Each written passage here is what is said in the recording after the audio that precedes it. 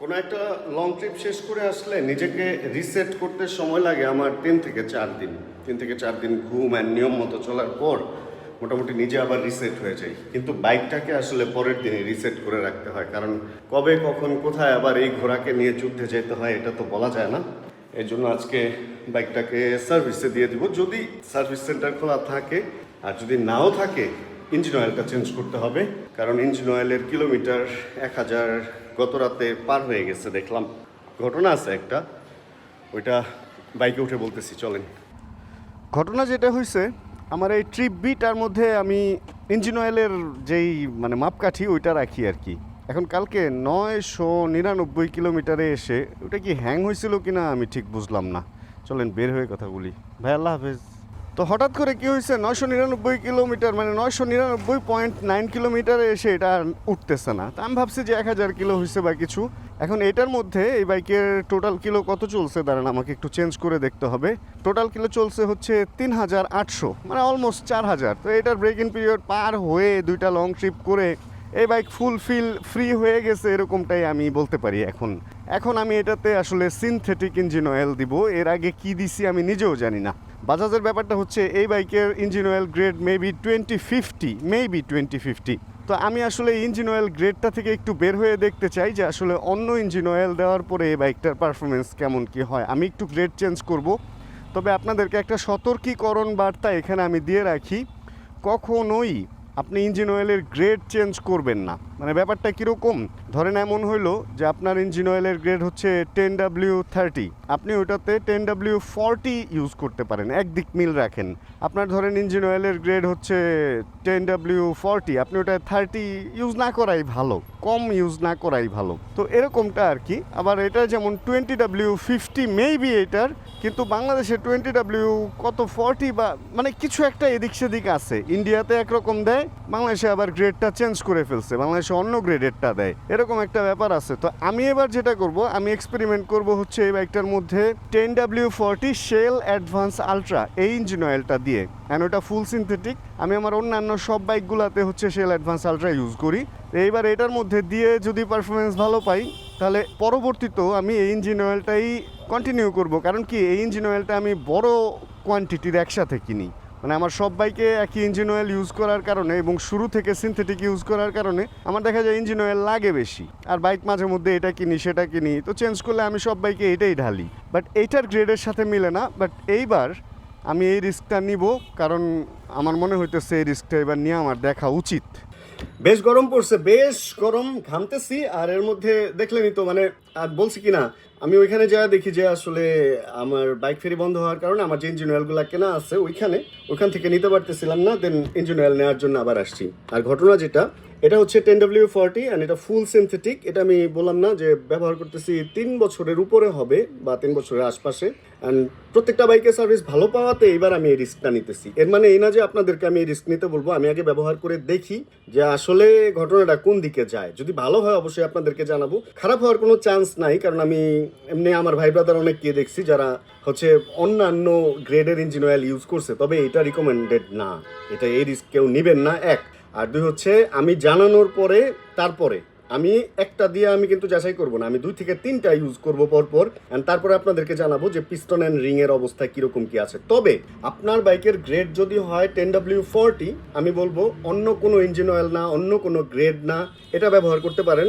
আমার এক্সপিরিয়েন্স থেকে আমি বলতেছি, এটা কোনো প্রমোশন যদি ভাবেন এটা ভুল হবে। আমি নিজে ব্যবহার করি বলেই আপনাদেরকে এই জিনিসটা বলতেছি। তাহলে আমরা এখান থেকে বের হই আর বাকি ঘটনাতে আবার ফেরত যাই। ঈদের একটা লং ছুটি চলার কারণে হচ্ছে এখানে আমার একটু ঝামেলা হয়েছে। এক হচ্ছে বাইক ফেরি সকালে খোলা ছিল, বাট এখন একজন লোক থাকাতে সে আবার চলে গেছে হচ্ছে বাইরে। তো আমি এই কারণে এখান থেকে ইঞ্জিন অয়েলটা নিতে পারি নাই, তাই বাসা থেকে ইঞ্জিন অয়েল আবার আমার নিতে হয়েছে। অ্যান্ড বাজাজের সার্ভিস সেন্টার এখান থেকে বন্ধ দেখা যাওয়ার কারণে আমি ব্যবস্থা করছি, আমি ভেতরে থেকে হচ্ছে ইঞ্জিন অয়েলটা চেঞ্জ করে নিচ্ছি। আর এটা ইঞ্জিন অয়েল একটু বেশি লাগে, এই কারণে হচ্ছে 2টা ক্যান ভাঙ্গা লাগে আর কি। এগুলা একটু ঝামেলা। দেখা যায় যে কিছু বাইক আছে যেগুলাতে ইঞ্জিন অয়েল 1000 ml লাগে, ওগুলা ঠিক আছে। যেগুলাতে 1200 লাগে, 1200রও পাওয়া যায় কিছু 1300 লাগলেই হচ্ছে সবচেয়ে বেশি ঝামেলা। আর এটার মধ্যে যে কতখানি লাগে নর্মালি এখানে লেখা থাকে বিশেষ করে ইয়ামাহার বাইকগুলো, সুজুকির বাইকগুলোতে এখানে লেখা থাকে যে কতখানি দিবেন, বাট এটার মধ্যে লেখা নেই। আর এটার ফিল্টার খোলাটা একটু ঝামেলা, একটু ভিতরে দিচ্ছে। এই জিনিসগুলো মনে হয় একটু আপগ্রেড করা উচিত। এই ফিল্টারটা বের করার জন্য এই কিটটা খুলতে হবে বা টেকনিক করে খুলতে হবে, তো এটা একটা ঝামেলা না? আর একটু মনে হয় ইজি টু দেওয়া উচিত ছিল। আর নতুন ইঞ্জিন অয়েল দিলে এখানে দেখা যায় পরিষ্কার একটা ইঞ্জিন অয়েল। যাক, মোটামুটি তো হইলো তারপরে কাজটা। এটাই হলো মেন কথা যে কাজ হয়েছে। এবার আমি জিমে যাই। আজকে আমি ফুল বাইকটা সার্ভিস করায় নিতাম যদি সার্ভিস সেন্টার খোলা থাকতো, যেহেতু খোলা নাই এখন কিছু করার নাই। ইঞ্জিন অয়েল চেঞ্জ করতে পারছি, এটাই হলো মেন কথা। আর বাকি সার্ভিসটা আমার কালকে হয়তো খুলে যাবে। কালকে খুললে কালকে করায় নিব, না হলে মানে লং একটা ট্রিপ দিয়ে আসছি, প্লাস একটা ট্রিপ বললে ভুল হবে, এই বাইকটায় পরপর 2টা লং ট্রিপ দিচ্ছি। অ্যান্ড পরপর 2টা লং ট্রিপ দিচ্ছি, আর ওরকম কোনো বড় সার্ভিস করাই নেই। এই বাসা থেকে ফোন দিচ্ছে, দাঁড়ান আসতেছি ব্যাক। হ্যাঁ লীলাপা, বাসা থেকে ফোন দিয়েছিল হচ্ছে বাসায় এর মধ্যে যাব কি না। আসলে এখান থেকে বাসায় গেলে আগে যখন রেগুলার থাকতাম তখন তো ভাই যা খুশি তা, কিন্তু এখন কি হয়েছে জানেন, এখন ওই যে একটু লং গ্যাপে যাওয়ার কারণে দেখা যায় আমি গেলে একটু প্রস্তুতি রাখে। এই আম উঠছে, এগুলো মনে হয় হাড়ি ভাঙ্গা না কি যেন, আম নিতে হবে। তো কালকে নিয়েছিলাম, বাট অত ভালো ছিল না। এখানের আমগুলা ভালো, এখন মোটামুটি বেশ ভালো আমি পাওয়া যাবে। আর আরেকটা জিনিস, লিচু যারা খাওয়ার খেয়ে নেন, কারণ লিচু কিন্তু ভাই 15 দিন থাকে, এরপরে আর লিচু পাওয়া যায় না। আর এইবার ঈদের গ্যাপটা পড়ে গেছে লিচুর সিজনের একদম প্রথমে। ওই দেখো আবার ফোন আসছে। মানে ভাই বাইক চালাইতে গেলে আমার এত ফোন আসে জানেন, সারাদিনে আমার কোনো ফোন আসে না, সব ফোন হলো বাইক চালাইতে গেলে। এবার দিছে শুভ ভাই। হ্যাঁ শুভ ভাই, হ্যাঁ যেটা বলতেছিলাম, আসলে আমের সিজনটা এবার লিচুর সিজনটা পড়ে গেছে ঈদের গ্যাপে প্রথমটা। আম যদিও পাওয়া যাবে 1 মাস 1.5 মাস পর্যন্ত, বিভিন্ন জাতের আম একের পর এক পাওয়া যাবে। যেমন ল্যাংড়া এখনও আসে নাই, এরপরে ল্যাংড়া আসবে, হিমসাগর আসবে, আর এই যে জামও পাওয়া যেতেছে। জাম তো আরও ভয়ঙ্কর জানেন, মানে লিচু তো তাও দেখা যায় 15 থেকে 20 দিন পাওয়া যায়, জাম মোটামুটি 10-12 দিনের মধ্যেই আসে এবং যায়। মানে এগুলো হলো গাছের মধ্যে, যে দেখেন বড় লিচু উঠছে গাছের মধ্যে, একবারে সব পেকে দেন শেষ হয়ে যায়। 2-3টা বৃষ্টি পায় জাম। আজব ভাই, আম না, জাম আর লিচু হচ্ছে খুব অল্প সিজনের একটা ব্যাপার স্যাপার আর কি। যাই হোক, বাইকটা মোটামুটি ভেতর থেকে স্মুথ হয়ে গেছে, এখন ফুল সার্ভিস করা নিলেই হয়। আর লং ট্রিপ থেকে আসলে অবশ্যই সবাই ফুল সার্ভিস করবেন, কেন জানেন? কারণ লং টাইম যখন বাইকগুলো চলে দেখা যায় বিয়ারিং টিয়ারিং ক্ষয় হয়, অথবা অনেক নাটটা ঢিল হয় ভাইব্রেশনের কারণে, ইঞ্জিন ভাইব্রেশনের একটা তো ব্যাপার আছেই। তো এই কারণে আপনি এইগুলা সার্ভিস করে যদি একবার একটু মোটামুটি অ্যাডজাস্ট করে নিতে পারেন যে সব কিছু ঠিকঠাক, তাহলে কনফিডেন্ট নিয়ে বাইকটা পরবর্তীতে চালাইতে পারবেন। আর ধরেন লং ট্রিপ শেষ করে আসছেন, আবার শহরেও চালাইতেছেন, আরও ঝামেলা হইলো, কিছু ঢিল ঢাল হয়ে রইলো, কিছু অ্যাডজাস্টমেন্ট উল্টাপাল্টা হয়ে রইলো, এর মধ্যে আবার আপনার কোনো দূরে যাইতে হইতেছে, তো সেই ক্ষেত্রে সমস্যা। এই কারণে একটা সার্ভিস দিয়ে টুকটাক শহরে চালান, তাহলে আপনি যে কোনো সময় রেডি টু গো থাকবেন। কিন্তু যদি এমন হয় যে আপনি কিছুই করতেছেন না, তো পরবর্তী ট্রিপে একটা ঝামেলা আপনার সাথে হইতেই পারে।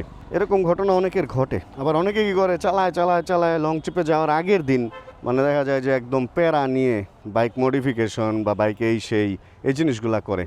ও আরেকটা কথা বলি, বাইক মডিফিকেশন করলে ধরেন কিছু বদলাইছেন, সেটা ব্রেক হোক, হোজ হোক, বা ক্যালিপার হোক, বা যে কোনো হ্যান্ডেল হোক, অবশ্যই এটা শহরে কিছুদিন চালায় অ্যাডজাস্ট হয়ে দেন লংয়ে যাবেন। এটা নতুন জুতা হোক, নতুন প্যান্ট হোক, নতুন জ্যাকেট হোক, যে কোনো জিনিস ব্রেক ইন পিরিয়ডটা ঠিকমতো পার করে তারপরে লং ট্রিপে যাবেন। হুট করে একটা নতুন কিছু লাগায় এই লং ট্রিপে চলে যাবেন না।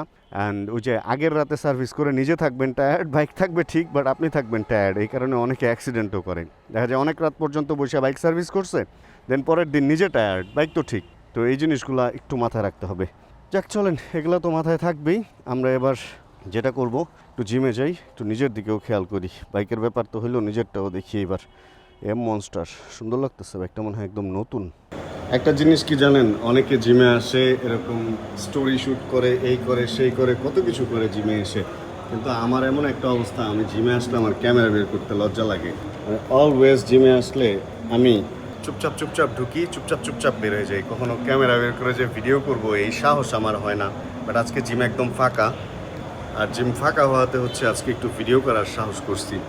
এই গ্লাস সেলফি ভিডিও, আর এই হচ্ছে আমাদের জিম, বেশ বড়। ওইদিকে হচ্ছে mainly dumbbell zone and barbell zone, ওই পাশে মেইন বড় জিনিসগুলা, এদিকে রিসেপশন অ্যান্ড ওয়েটিং জোন বা রেস্ট জোন, এদিকে কার্ডিও, এই পর্যন্ত লেগস অ্যান্ড সব কিছু সুন্দর সাজানো।